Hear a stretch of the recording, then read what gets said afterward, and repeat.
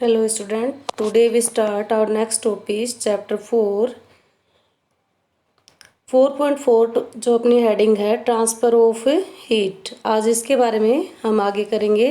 देखिए इसमें क्या बताया। ट्रांसफ़र ऑफ हीट का मीनिंग होता है कि हीट कैसे ट्रांसफ़र होती है किसी भी ऑब्जेक्ट में। तो देखिए जैसे आपने ऑब्जेक्ट सॉलिड भी होते हैं, लिक्विड टाइप के भी होते हैं और गैस, ठीक है। तो हर चीज़ में हीट ट्रांसफ़र होती है। हीट को ट्रांसफ़र करने के लिए कुछ मीडियम होता है किसी में, और कुछ ऑब्जेक्ट ऐसे हैं जो विदाउट मीडियम हीट को ट्रांसफ़र करते रहते हैं। कैसे होता है करते हैं। You might have observe that frying pan became hot when kept on a flame. जब हम फ्राइंग पैन को गरम करते हैं फ्लेम पे, तो वो आपने देखा होगा कुछ समय बाद रखते हैं तो फ्लेम पे गर्म हो जाता है। It is because the heat passes from the flame to the utensils. क्यों हुआ ऐसे? क्योंकि जो हीट थी वो ट्रांसफ़र हो गई है फ्लेम से होते हुए ऑब्जेक्ट के अंदर, और ऑब्जेक्ट हमारा है फ्राइंग पैन या कोई भी बर्तन हो सकता है। It is slowly cool down, और कुछ समय बाद वो धीरे धीरे ठंडा भी हो जाता है। when the pan is removed from the fire। कब? जब हम उसको फायर से अलग कर लेते हैं। आपने भी देखा होगा जब हम किसी भी ऑब्जेक्ट को गर्म करते हैं तो वो हीट देने से गर्म हो जाता है, लेकिन बाद में जब हम हीट को हटा लेते हैं या हीट से उससे ऑब्जेक्ट को रिमूव कर देते हैं तो धीरे धीरे धीरे वो चीज़ जो है कूल होनी स्टार्ट हो जाती है। जैसे हम चपाती बनाते हैं तवे पे चपाती बनाएंगे, गैस को ऑन करते हैं एलपीजी को। तवा जो है वो आयरन ऑब्जेक्ट का होता है, हीट मिलने से वो गर्म हो जाता है, और बाद में जब हम गैस स्टोव को बर्नर को ऑफ कर देते हैं तो जो तवा है वो कुछ समय तक तो गर्म रहेगा, लेकिन धीरे धीरे जैसे जैसे टाइम निकलता जाएगा तो बाद में वो ऑब्जेक्ट क्या है कूल हो जाएगा, ठंडा हो जाता है। Why does it cool down? वो ऐसा क्यों होता है? The heat is transferred from pan to the surrounding. क्योंकि जो हीट हमारे उस ऑब्जेक्ट के अंदर थी वो किस में ट्रांसफ़र हो जाती है? सराउंडिंग में, आसपास के वातावरण में। So you can understand that in both case the heat flow from hot object to a colder object. हमने जाना कि हीट जो है वो किस प्रकार से, अगर ऑब्जेक्ट हमारा हॉट है तो कोल्ड हो जाता है, अगर ऑब्जेक्ट को हमने हीट दी है तो कोल्ड है तो वो हॉट हो जाता है। दोनों ही केसेस में हीट का ट्रांसफ़र हुआ है। इनमें सराउंडिंग में हीट गई है या हमने उसको हीट दी है। In fact in all cases heat flow from hotter object to a colder. हमें पता है हीट का जो ट्रांसफ़र होता है वो हमेशा फ्लो कहाँ से कहाँ तक होता है? Heat flow from hotter object to colder. जो ऑब्जेक्ट गर्म होता है उससे हीट ट्रांसफ़र होके सराउंडिंग में जाएगी। How does heat flow? कैसे हीट फ्लो करती है? Let us investigate. इस एक्टिविटी से जानेंगे हीट का ट्रांसफ़र। यहाँ क्या दिया हुआ है ये देखिए, ये जो आपका एक आयरन रोड है और इसको हमने मोम से इक्वल डिस्टेंस पे कुछ आयरन नेल्स को स्टिक कर दिया है, यानी कि लगा दिया है। फिर उसे हम कैंडल से आयरन ऑब्जेक्ट को गर्म करेंगे। जैसे ही इसको हीट प्रोवाइड करेंगे आयरन ऑब्जेक्ट में हीट जो है ट्रांसफ़र होनी स्टार्ट हो जाएगी, गर्म होना स्टार्ट हो जाएगा। धीरे धीरे हीट आगे की तरफ ट्रांसफ़र होती जाएगी कोल्ड ऑब्जेक्ट में, और जब ये हीट ट्रांसफ़र होकर स्टार्ट होती है तो ये जो अपना वैक्स होता है यानी कि मोम, वो मेल्ट होकर पिघल करके गिर जाएगा। ऐसे ये लास्ट तक हीट जो है ट्रांसफ़र हो जाएगी, और हीट का ये जो हमें ट्रांसफ़र देखा है ये सॉलिड स्टेट में है। आयरन ऑब्जेक्ट क्या है अपना? सॉलिड। एक्टिविटी देखिए, टेक ए रोड और फ्लैट स्ट्रिप ऑफ मेटल। या तो आप कोई भी रोड ले सकते हो या मेटल की कोई भी स्ट्रिप से ऑफ एल्यूमिनियम और आयरन। ये किसकी हो सकती है? या एल्यूमिनियम की ले सकते हो या आयरन की। Fix a few small wax pieces on the rod. इस रोड पे कुछ डिस्टेंस पे आप वैक्स यानी कि मोम स्टिक कर दीजिए। These pieces should be at near equal distance, इनकी डिस्टेंस जो है वो इक्वल होनी चाहिए। फिगर में दिखाया हुआ है जैसे 4.7 में, clamp the rod to a stand, if you do not find stand you can put on end of the rod in between two bricks. इस रोड को आपको क्या करना है, स्टैंड करना है।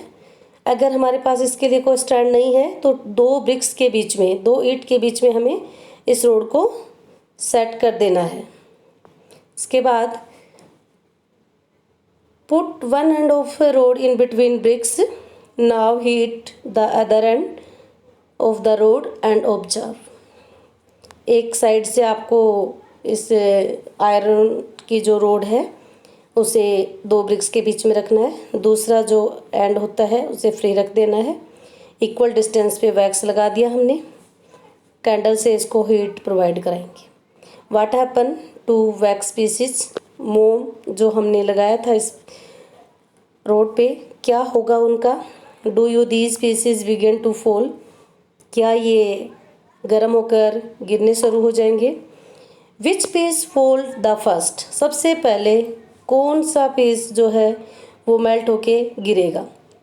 तो हीट यहाँ से स्टार्ट हुई है, एंड पॉइंट से देखेंगे तो स्टार्टिंग हमारा यहीं से पहला पॉइंट जो है वो मेल्ट होएगा, क्योंकि हीट इधर से ट्रांसफ़र होकर आगे की तरफ मूव करेगी। Do you think that heat is transferred from the end nearest to the flame to the other end, heat जहाँ से हमने दी है जो नियर है वहीं से स्टार्ट होगा मोम का पिघलना और गिरना। The process by which heat is transferred from the hotter end to the colder end of an object is known as conduction. इसे आप अंडरलाइन कीजिए, ये डेफिनेशन है कंडक्शन की। कंडक्शन का मीनिंग होता है कि एक हॉट ऑब्जेक्ट से जो हीट ट्रांसफ़र हुई है और वो लास्ट तक पहुंच गई है कोल्डर एंड तक, ये जो प्रोसेस कहलाएगी हीट की ट्रांसफ़र की, कंडक्शन कहेंगे। तो यहाँ से आपको अंडरलाइन करें, द प्रोसेस से लेकर और इज़ कॉल्ड कंडक्शन। ये इम्पोर्टेंट डेफिनेशंस है, इसे याद रखना आपको। In solid generally the heat is transferred by the process of conduction. Example पूछा जाए कि जो हीट ट्रांसफ़र हुई है कंडक्शन के थ्रू वो किस में होती है, तो आपको सॉलिड में बताना। ज़्यादातर ये सॉलिड में ही होती है, जो पदार्थ हमारे ठोस होते हैं उनके अंदर, आयरन ऑब्जेक्ट वगैरह में। Do all students conduct heat easily, you must have observe that the metallic pan for cooking has plastic और wooden handle. Can you lift a hot pan by holding in from the handles without getting hurt. हमने देखा है कि जो हमारे kitchen में बर्तन होते हैं तो उनके जो हैंडल्स बने हुए होते हैं या तो वुडन के होते हैं या फिर प्लास्टिक के। वुडन के आजकल रेयर चांस में होते हैं, तवे का हैंडल आपने देखा होगा वुडन का मिलेगा। फ्राई पैन या फिर प्रेशर कुकर है, और हमारे बर्तन जो हम गैस पे रखते हैं गर्म करते हैं तो वो उनके जितने भी बर्तन आप देखें वो सबका हैंडल जो होगा प्लास्टिक का बना होता है या फिर वुडन का।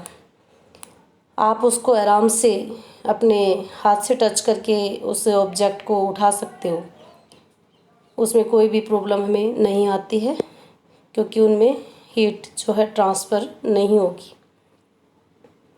ठीक है। एक्टिविटी में आपको दिखाया हुआ है, heat water in a small pan और a beaker, collect some articles such as steel, spoon, plastic, scale, pencil and divider. Dip one end of each of these article in hot water. Wait for a few minutes. Touch the other end and enter your observation in table 4.3. हमने कुछ object लिए हैं। For example, सबसे पहले तो हमें गर्म पानी लेना है किसी भी बर्तन के अंदर। यहाँ हमने ये बीकर ले रखा है, इस बीकर में हॉट वाटर हमने डाला और इसमें कुछ आर्टिकल जैसे हमें बताया अभी, स्केल है, पेंसिल है, जो जो ऑब्जेक्ट हमारे पास होते हैं उनको हम ट्राई करके देखेंगे और गर्म पानी में उनको कुछ मिनट के लिए रखेंगे। रखने के बाद आपको ये ध्यान देना है कि किस ऑब्जेक्ट में जो है वो टच करके देखेंगे कि वो हॉट है और कौन सा ऑब्जेक्ट या आर्टिकल जो है टच करने पर कूल है। स्टार्टिंग इन्होंने दी है स्टील स्पून यानी स्टील की चम्मच। Material with which article in made up of, वो किससे बनी हुई है।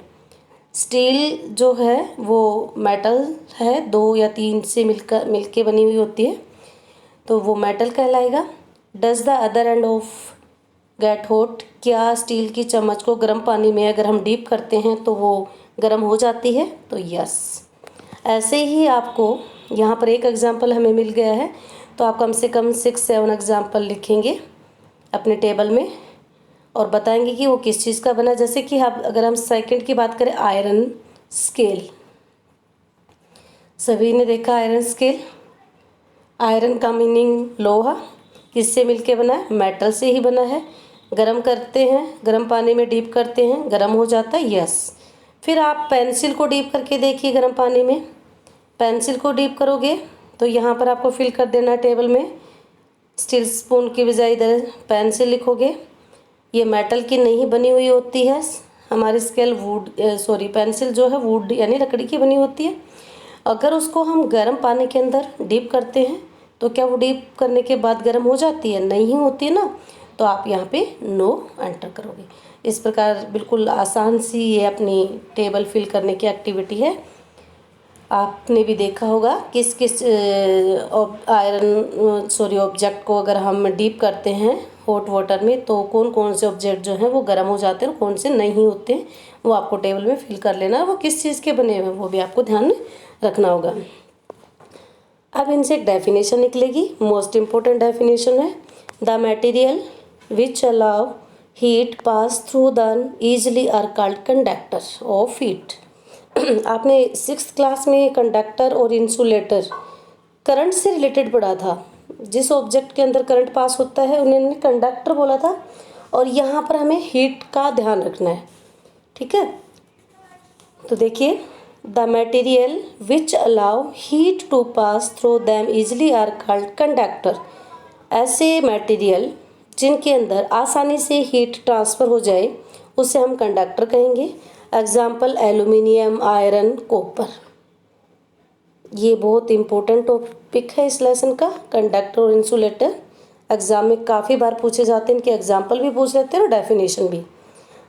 The material which do not allow heat pass through them easily are poor conductor such as plastic, wood. Poor conductor are known as insulator.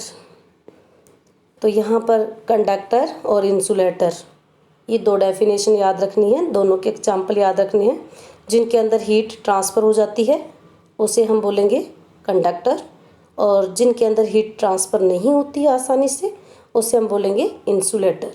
Example यदि आपसे पूछे जाएं तो आप एल्यूमिनियम, आयरन, कॉपर, इनके अलावा आप और भी एग्जाम्पल दे सकते हो जो हीट करने से हीट ट्रांसफ़र हो जाती है, कंडक्टर के हो जाएंगे। इंसुलेटर या पुअर कंडक्टर ऑफ हीट इसके अपोजिट हो जाएगा, जिसके अंदर आसानी से हीट ट्रांसफ़र नहीं होती है। तो इसमें भी आप एग्जाम्पल प्लास्टिक, ग्लास, वुड ये दे सकते हो। आप अपने एक्टिविटी में भी फिल कर रहे हो, वहाँ से भी आप इनको निकाल सकते हो। जो हॉट होंगे वो कंडक्टर कहलाएंगे और जो डीप करने के बाद गर्म नहीं हुए थे हमारे ऑब्जेक्ट वो क्या कहलाएंगे, इंसुलेटर। तो आपको कंडक्टर, इंसुलेटर 2 डेफिनेशन अच्छे से याद रखनी है। और कंडक्शन जो है वो कंडक्टर में नहीं लिखोगे, याद रखना, कुछ बच्चे कंफ्यूज हो जाते हैं। कंडक्शन का मीनिंग जो मैंने बताया था कि हीट ट्रांसफ़र जब होती है हॉटर ऑब्जेक्ट में तो वो कंडक्शन कहलाया था। सॉलिड के अंदर हमने भी जाना था, डेफिनेशन को अंडरलाइन करवाया मैंने। कंडक्टर जो है जिसमें आसानी से हीट ट्रांसफ़र हो जाए वो कंडक्टर, और इंसुलेटर जिसमें हीट ट्रांसफ़र ना हो। तीनों टर्म्स को आपको अच्छे से ध्यान में रखना है, इसे कंफ्यूज नहीं होना है। ऐसी आपको और एक्टिविटी दे रखी है, take a round bottom flask, fill 2/3 with water, place it on a tripod or make some arrangement to place the flask in such way that you can heat by placing candle below it. Wait till the water in the flask still. Place a crystal of potassium permanganate. Potassium permanganate एक compound होता है, जैसे कि water देखा आपने, पानी के बारे में जाना है, दूध के बारे में जाना है, या फिर कोल्ड ड्रिंक्स होती हैं, तो पोटेशियम परमैंगनेट भी एक केमिकल होता है, वो सॉल्यूशन होता है पानी के अंदर, उसका पोटेशियम परमैंगनेट डाल के मिक्सर में तैयार किया जाता है। Gently using straw now heat the water by placing the candle just below crystal.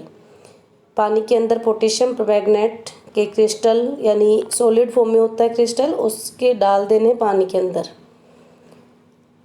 Right your observation in your notebook and also draw a picture that you observe when the water is heated. The water near the flame gets hot water rise up, the cold water from the side move down towards the source of heat. This water also get hot and rise, and water from the side move down. This process continue till the whole water get heated. This mode of heat transfer is known as convection. यहाँ पर आपको convection के बारे में बताया है। देखिए करना क्या है, एक बार फिर से आपको समझाती हूँ। अगर ये इंस्ट्रूमेंट हमारे पास नहीं होता है, ठीक है, ये ट्राइपॉड स्टैंड है, ये बर्नर है गरम करने के लिए, ये फ्लास्क लिया है हमने, इसके अंदर पानी लिया है, और पोटेशियम परमैंगनेट जो होता है एक पर्पल कलर का आता है बॉक्सेस वगैरह में। कभी हमारे फुंसियाँ वगैरह जब हो जाती हैं ज़्यादा बड़ी बड़ी, तो डिस्पेंसरी में डॉक्टर हमें उसको वॉश करने के लिए देता भी है।